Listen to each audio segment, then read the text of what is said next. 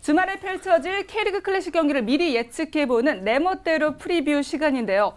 두 분, 지난 한 주간 12경기가 펼쳐졌는데 좀 인상 깊게 본 경기 있었나요? 네, 수원하고 경남전이 그렇게 뭐 주목받는 경기는 아니었는데 그날 김영광 선수가 정말 말도 안 되는 그런 슈퍼 세이브를 자체를 선보였거든요. 그 모습을 보면서 정성용 보고 있나?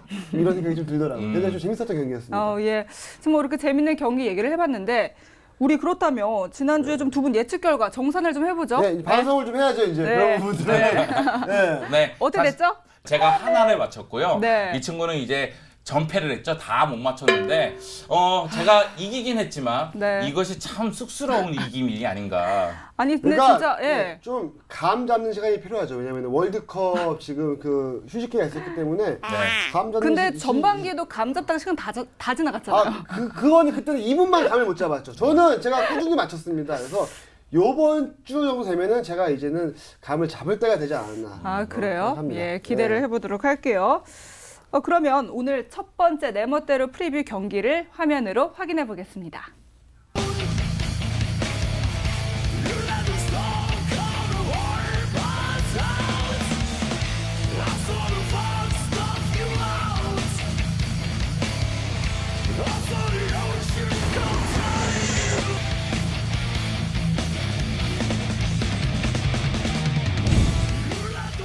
서울과 수원의 시즌 두 번째 슈퍼매치입니다. 자존심 회복을 위해 날카로운 한 방이 필요한 수원.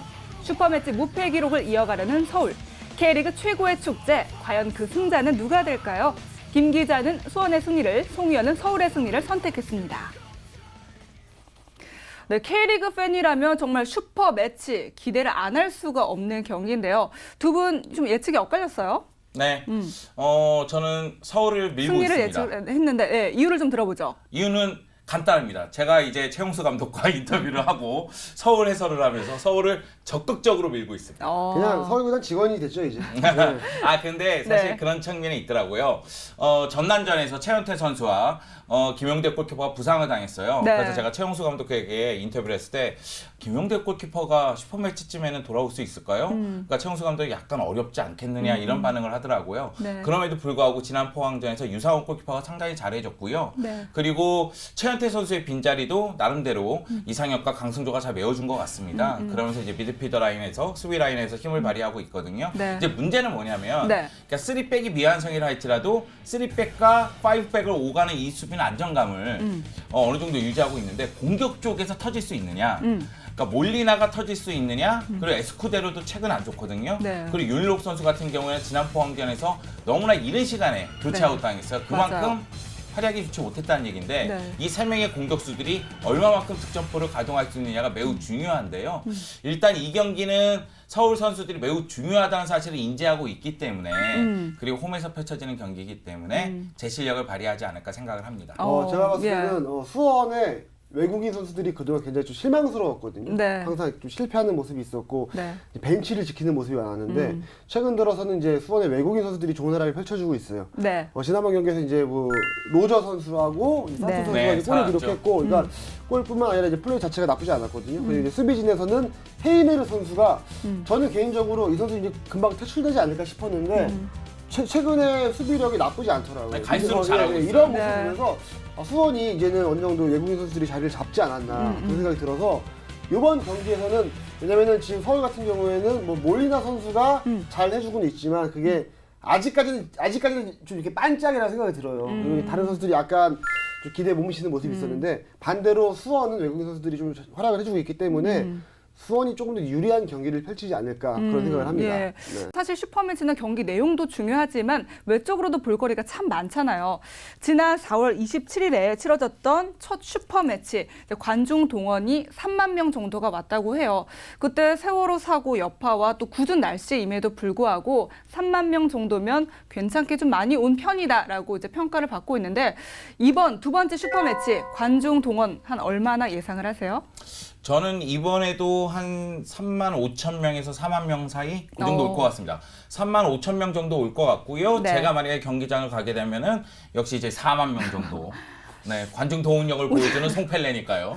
이게 왜 다 비웃지? 나 어이가 없네. 비웃는 게 아니라 웃음이 안 나와요. 네. 근데 그러니까 여러분, 제가 해설한 경기들 다 대박 났어요. 전남 경기, 서울 경기, 네, 9,000명 이상 왔죠. 너무 어제 숟가락 포항과 얹어- 서울 경기 네. 9,000명 이상 왔죠. 예. 너무 숟가락 얹어가는 것 같은데 제가 봤을 때는 그냥 월드컵의 특수는 별로 없는 것 같아요. 네. 그래서 무슨 그 월드컵을 본 관중들이 그렇게 그 K리그 경기장으로 오는 모습이 많지는 않은 것 같은데 그냥 꾸준하게 슈퍼매치는 뭐 네. 3만 명에서 4만 명 정도의 관중이 오거든요. 네.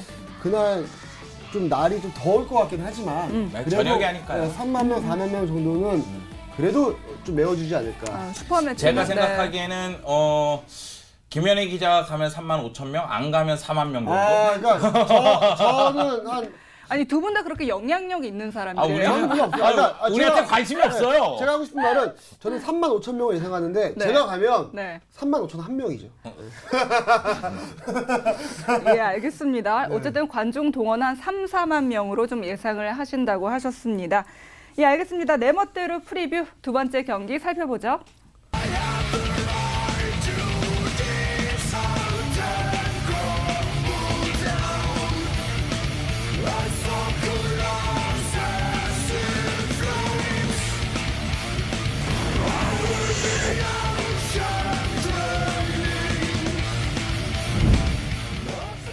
변화의 중심에 선 성남이 K리그 클래식의 조용한 강자 제주와 만났습니다.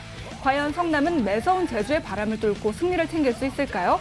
김현애 기자 성남의 승리, 송희연은 제주의 승리를 선택했습니다. 네, 성남이 이상윤 감독 대행 지휘 아래서 좀 확실히 좀 팀 컬러가 바뀌었다 좀 이런 느낌이 들었거든요.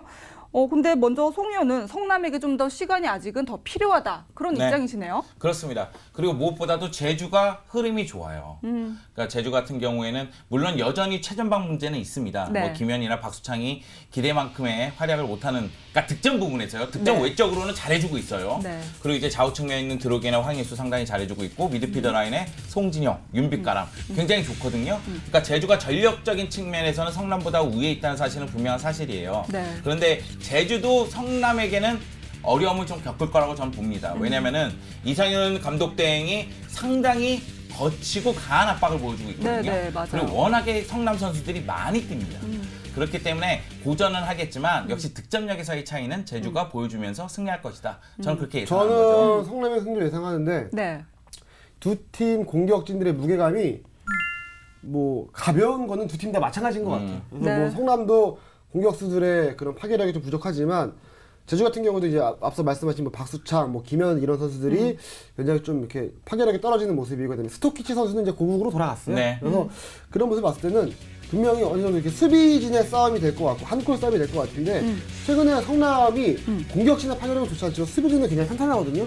안방에서 경기를 펼친다면은 한 골 싸움에서 앞설 수 있는 그런 여력이 있을 것 같고 그다음에 최근에 네. 황의조 선수가 이제 골을 기록하기도 했는데 그런 모습을 보면은 최근에 저- 황의조 예, 선수가 예, 골을 예, 잘 넣고 예, 있죠. 그래서- 김동섭이나 제파로프는 예. 여전히 좀 부진한데. 그래서 이제 성남이 조금 더 앞서는 경기를 펼칠 수 있지 않을까 그런 생각을 합니다. 예, 그렇습니다. 과연 제주가 지금 현재 5위인데 2위로 도약할 수 있을지 아니면 또 성남이 후반기 좀 발동을 걸릴 수가 있을지 이번 경기 좀 주목해 보도록 하고요. 마지막 프리뷰 경기 살펴볼게요. 바로 부산과 인천의 항구 더비입니다.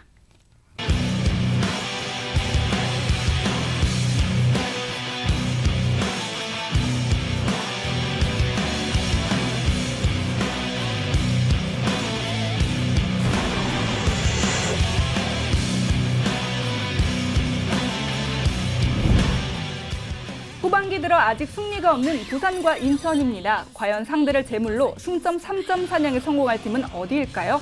김 기자는 무승부, 송희연은 부산의 승리를 예상했습니다. 부산과 인천, 지금 리그 12위와 리그 12위를 기록할 정도로 팀 분위기가 좋지가 않은데요. 좀 이번 경기에서 패하는 팀은 충격이 더 클 것 같아요. 두 팀 다 패하지 않을 것 같아요. 무슨 뭐? 그래서 왜냐면 두 팀 다 승리를 거두기에는 너무 좀 경기력이 부족하기 때문에 저는 무승부를 예상했거든요. 네. 왜냐면 두 팀 모두 결국은 골을 넣어줄 선수가 지금 부족한 모습이에요. 인천 같은 경우는 뭐 이천수나 설경 이런 선수들이 네. 최근에 뭐 부상이라던가 컨디션 난조에 빠져 있고 그래서 결국은 이제 디오고 선수를 다시 데려갔거든요. 왜냐면 이제 디오고 선수가 지난 시즌에는 인천에서 뭐 실패를 한 선수였는데 다시 데려올 정도로 팀 분위기가 이렇게 공격력이 좋지 않고 부산 같은 경우도 지금 마찬가지 상황입니다. 그래서 네. 저는 두 팀 모두 한 골 넣는 것도 쉽지 않은 좀 그런 경기를 펼치지 않을까 예상을 해서 무승부를 이제 예측을 했습니다. 골 결정력이 부족할 것이다. 네. 저는 송이현은요? 부산의 승리를 예. 예상합니다. 네. 그러니까 부산이 일단 홈에서 인천을 상대하고요. 부산이 지금 너무나 상황이 안 좋기 때문에 터닝 네. 포인트가 분명히 필요합니다. 필요하죠. 예. 그리고 이제 세 번째 이유가 바로 윤석열 감독의 제로톱은 위력을 서서히 발휘하고 있어요. 그러니까 네. 윤석열 감독이 월드컵 브레이크 이후에 제로톱을 가동하고 있는데 상당히 힘을 발휘하고 있다. 한지호, 임상혁, 파그너, 정석하를 앞세운 네. 이 제로톱은 제가 보기에는 윤석열 감독이 이 포항을 벤치마킹한 것 같은데 나름대로 힘을 발휘하고 있거든요. 네. 다만 이것이 아직은 터지지 않고 있는데 이것이 인천을 상대로 터질 가능성이 있다고 보기 때문에 저는 부산의 승리를 예상하고 있습니다. 예. 예, 그리고 또 뭐 경기력으로 치자면 부산이 지금 안 좋은 상황을 보여주고 있는데 경기를 보면은 전혀 플레이 연계가 되는 것 같지가 않아요. 그것은 이제 수비 네. 쪽에서도 문제가 있고요. 네. 그리고 이제 제로톱을 하다 보니까 아직까지는 뿌리를 제대로 내리지 못한 거죠. 네. 아마도 조직력이라든가 연계 플레이가 좀 더 높은 수준으로 올라오려면 시간이 필요한 듯 보입니다. 그러니까 네. 뭐 포항의 그런 전술을 벤치마킹 한 거 아니냐라고 말씀하셨는데 제가 봤을 때 뭐 벤치마킹은 했지만 그만큼의 역량이 있는 선수, 포항만큼의 역량은 좀 없다고 생각을 하거든요. 그래서 그 전술이 저는 잘 먹힐지에 대해서는 약간 좀 회의적인 입장입니다. 네. 예, 알겠습니다. 이렇게 해서 K리그 클래식 15라운드 6경기 가운데 3경기에 대한 예측을 해봤는데요. 승패 여부를 떠나서 이번 경기도 좀 화끈하고 재밌는 경기 기대해 보도록 하겠습니다. 이쯤에서 네 번째를 프리뷰, 오늘 최종 예측 결과를 다시 한번 짚어보겠습니다. 먼저 서울과 수원의 두 번째 슈퍼매치이죠. 김 기자는 수원의 승리, 송희연은 서울의 승리를 선택했습니다. 성남과 제주 경기에서는 김 기자 성남의 승리, 송희연은 제주의 승리를 선택했네요. 마지막 부산과 인천의 경기는 김 기자 무승부, 송희연은 부산의 승리를 점쳤습니다.